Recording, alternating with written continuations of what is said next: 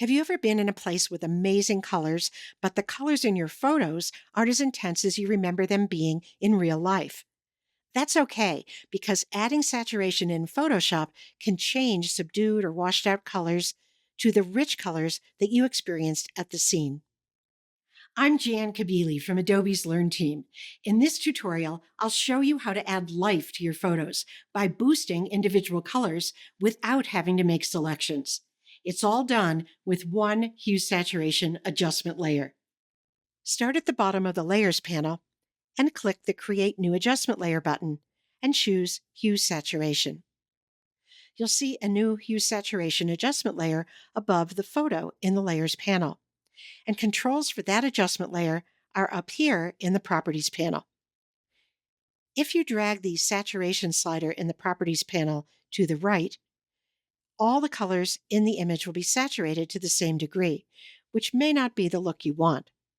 So let's set saturation back to 0, either by dragging it or double-clicking the saturation label. Instead, let's go to the menu toward the top of the Properties panel, which now reads Master, which means that changes you make affect the whole image, to Reds, which means that changes you make will affect only a range of red colors in the image. Beneath that, you've got a Hue slider, which you can use to change the actual color, the Saturation slider, which changes the intensity of color and which we'll be focusing on in this lesson, and the Lightness slider, which is one way to change the brightness of a color. Let's drag the Saturation slider to the right,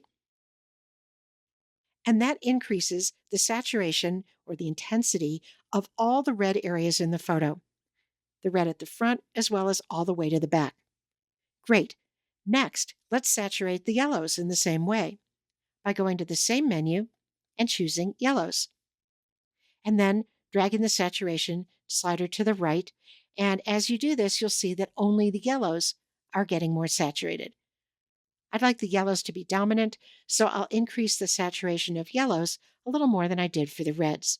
There are some other more unusual colors in this landscape, like this cool colored stripe over the mountain.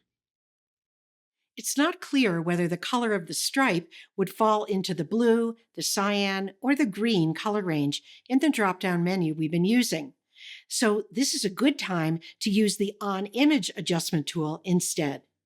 This tool is a real time saver because it not only selects a color range, it also lets you make your adjustment right on the canvas.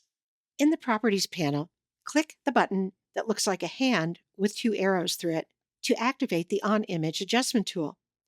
Then go into the image and click on that cool colored stripe and drag to the right.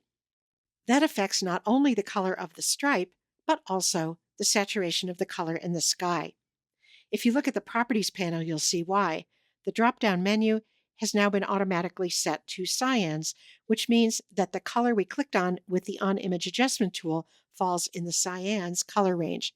So that's why our change affected the sky as well as the stripe.